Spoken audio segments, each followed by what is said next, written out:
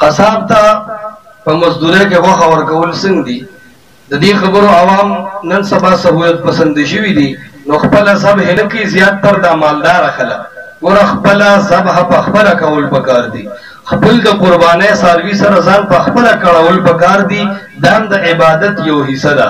بعضې خلک داسې وي چې قصاب ته ووایي چې ته راشه زموږ څاروی ذبح که اور داغه خپې به ته اوسې، یا مازغه به ته اوسې، یا پتولان به ته اوسې، یا نیمه غوښه به ستا وي. دا غلط شرط دی.